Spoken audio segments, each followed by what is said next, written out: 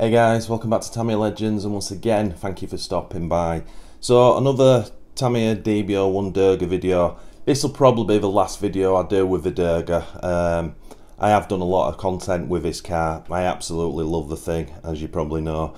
But yeah, I don't want to keep boring you with the same kind of stuff. So, in this video, I've kindly been sent some upgrades for it by my buddy Lee in the UK. So Lee, if you're watching, massive shout out and a massive thank you to you. Lee's my go-to man for setups. He races and stuff, and he knows a lot about the Durga. So he contacted me and says, I've got some upgrades for you. And they're not new, but they're in great condition. Do you want them? So I was like, yes, thank you very much. So first thing he says, the majority is for the suspension. First one he sent me is the Buggy damper aluminium suspension balls. So with these aeration shocks, it comes with a plastic little ball. So we've got those in metal now, and that's the lower one for the shocks, and for the top, it comes the same. It's a different shape, which is a DB01 aluminium damper bushings. So he sent me 4 of each of those, so we'll have to do that. He's also sent me in one of the packets some like white plastic, almost O-ring types, and that's to put on the bottom of the shocks, because obviously if it bottoms out a lot, then you're kind of destroying the shocks. So I've got to fit those little O-rings on all 4 shocks as well at the bottom to protect it when it bottoms out. And probably the main upgrade, DB01 assembly universal front drive shafts. That's a big upgrade, because I was looking at getting a set of them. And finally he sent me some flangeless wheel nuts. Now apparently when you race a Durga using bog standard wheel nuts with the flange, I can't remember which, but one particular side, the wheel nut works its way loose and obviously flies off, your wheel flies off and your race is over. So yeah, you use flangeless wheel nuts, which obviously gets further down the thread on the drive shaft and gets it more into the nylon. So not what you'd call spectacular upgrades, you know, not bling as such, but nevertheless really good upgrades to this car. I had, until this, I'd gone as far as I was, or as far as I wanted to go with this car with the upgrades, because it is pretty well upgraded now and it runs great. But I enjoy just making little upgrades like these. You know, it's going to be one of these, when all that shock stuff's on and done, you won't know, you won't see it. But I know it's there, you know, and it just makes the car right. And I've got to admit, I'm a bit nerdy. I like that kind of stuff. So in this video, we'll get that done. I was going to put my Tamiya MS setup in this. Now this is a really top spec MS brushed speed controller, and that's the 9-turn MS brush motor, so it'll be really quick. But I've kind of decided against it. I think, to be honest, it'll be too quick. It's a 9-turn, so I'm guessing 42, maybe 42, 43, maybe even 44, excuse me, 1000 RPM. It's a little bit too quick, to be honest, and it's brushed and you've got to do the maintenance and stuff, and yeah, I don't see any point in sticking it in now. So what I also want to do, this is running the Tamiya 10.5 brushless system with the TVLO2 with the fan. So what I'm going to do also, once we get into it, I'm going to adjust the timing on the motor as well. Bring it up, I'll increase the timing till full. Now I've done that before. It doesn't make a huge difference. It was about 2.5 miles an hour different. But that'll take this to about 31, 32 miles an hour on 2S. So that's the plan, and at the end of this video we'll just take it out again and we'll just give it a little blast just to make sure, well, see if we can see, sort of actually physically see the timing improvements when we're running it, and then that'll be the end of this car really. I'm also and I keep forgetting to do this, the wing, it just needs the edge cutting off slightly to give it a little bit of an angle, which I want to do as well. So I think that's enough babble, let's get cracking. So that's a beautiful MS setup, that's the Speedo. Really rare now and very expensive. Obviously it's just Tamiya rebranded for Tamiya. But yeah, really nice piece of kit, racing Speedo. And then the motor to match. We did this motor with 2 turns, a 9 and a 10 turn. This is actually the 9. Yeah, lovely thing. I may well, I kind of bought that for display and to run slightly, but I may well fit that in my TRF 503. But anyway, we'll see. So quickly, those upgrades I was telling you about. So that's part number 54206, and that's the top of the shock mounts. Then we have part number, what is it? 54503, and that's the bottom of the shock mounts. Next one, 54015, which is the universal front drive shafts. That's a big upgrade. And then I don't know if I better show you those. You can see the white O-rings for the bottom of the shocks. And then there's some flangeless wheel nuts, which I guess you know what they are. So what we will do is I'll take the wheels off the car, and we'll just work on one front shock, and I'll just show you the difference, just in case you're not sure what those are. So before I work on the shocks, obviously the sensible thing is to do the drive shaft. So that's the front one that comes with the kit, and we're replacing that with the universal.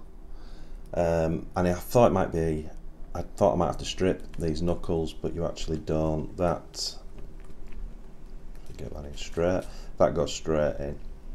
Just locate that in there. So that's awesome, that goes straight in.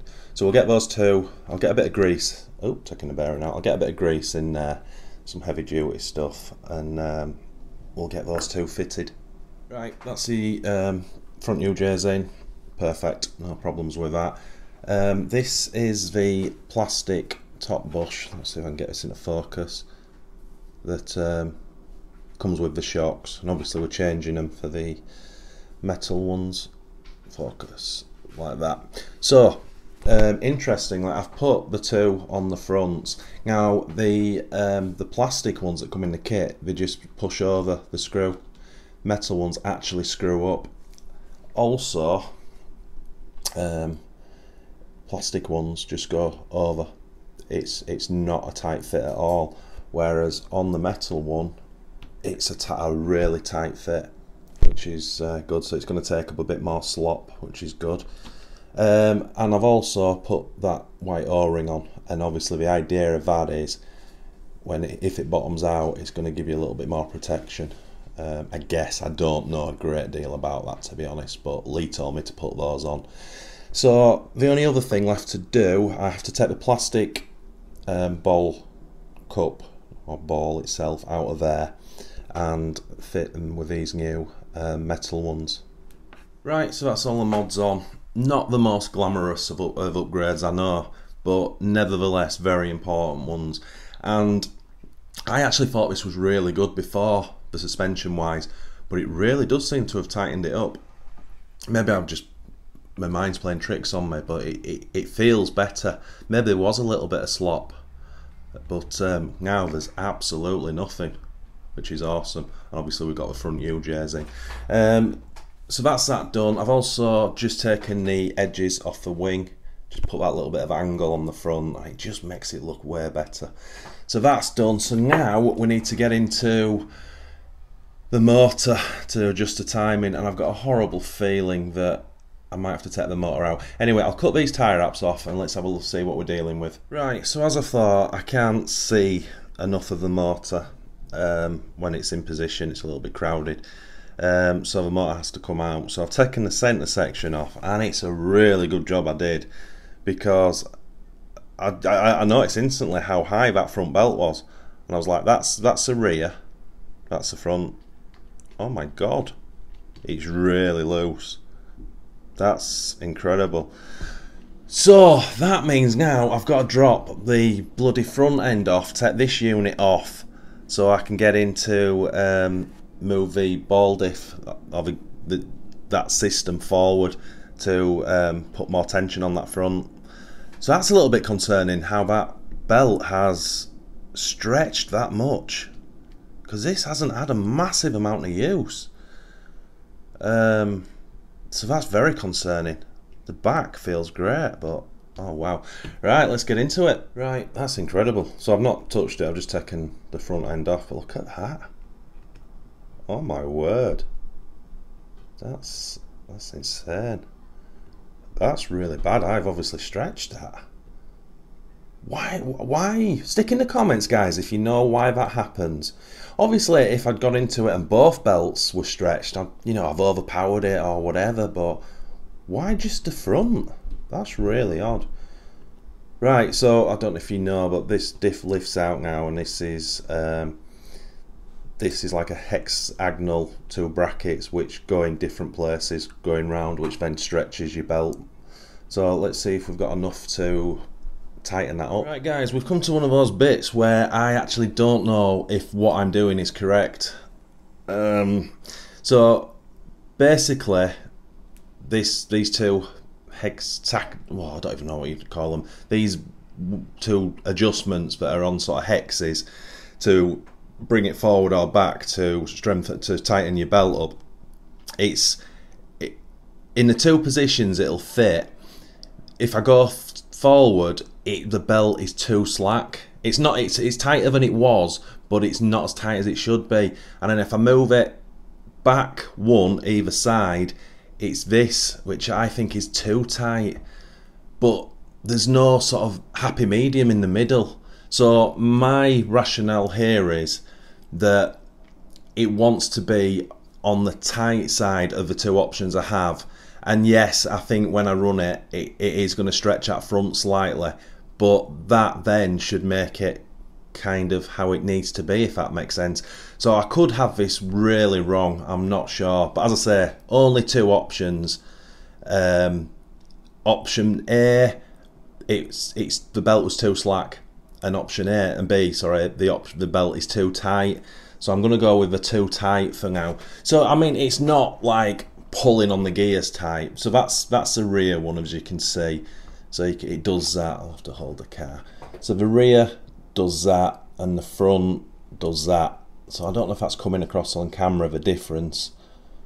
But anyway, yeah, stick in comments, guys, if I've done something wrong there. But that's the way I'm going to do it. So I've bolted the front end back down. Now I'll get the centre section. Oh no, I won't. Sorry. Now we're back to this. So I'll whiz the motor out, and then we'll have a look at that timing. Well, what a load of messing around. Absolutely. Oh, I hate when I have these days. You guys who do this a lot as well will know what I'm talking about. Things just don't go right. So what I did forget to say earlier, I've tightened the front ball diff up again, just because I had it out and it was easy to do. Slackened the 2 motor screws off, realised I had to take the pinion off first because it won't go through the metal plate, because this chassis's got this plate here. So the pinion would stay on if it could come straight out, but obviously that's not the design. Put the Allen key into the pinion gear to loosen it and take it off. Put a bit of force on it. I've not Loctite it or anything, and it started to spin. Got another Allen key out, and I've basically rounded the grub screw in the pinion, which is awesome. So it's tight anyway, so I can finish this video and I can get it running now. But when I come to take this motor out at some point, then I'm going to have issues with that pinion. So I just put the wheels on because I wanted to feel the overall drive and sort of gauge the mesh from the pinion to spur gear. Anyway, yeah, shocks are all good. So rear diff, as you can see, front diff perhaps a little bit on the tight side. I believe it's supposed to just be a little bit slacker than the front, but saying that, there's hardly anything in it, and I guess a couple of minutes of it running, and it's going to be probably bedding again. These ball diffs won't even be bedded in properly. This has not had a lot of batteries through it at the moment. So what we've got left to do, so I've turned the timing up on the motor to the full mark. It's got like 5 markings. It comes from the factory in the middle, and I've just turned it up full. It doesn't make a huge difference at all, but hopefully it'll take us to about 32 miles an hour. Right, so I'm happy with that now. So I'll get a battery charged up and let's get out. Right guys, let's just give it a little blast to see what those changes were like.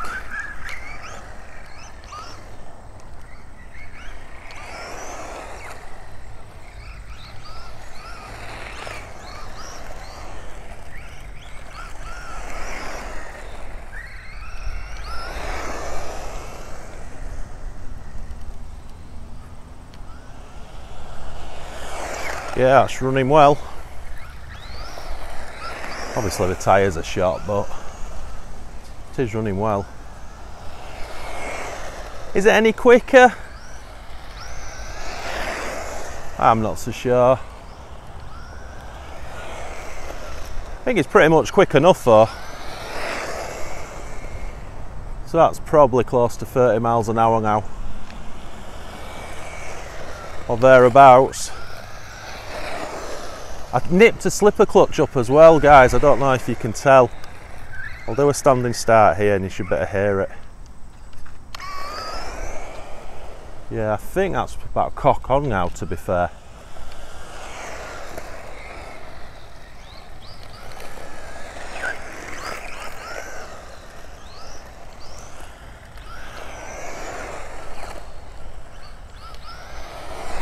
Yeah, she's running well.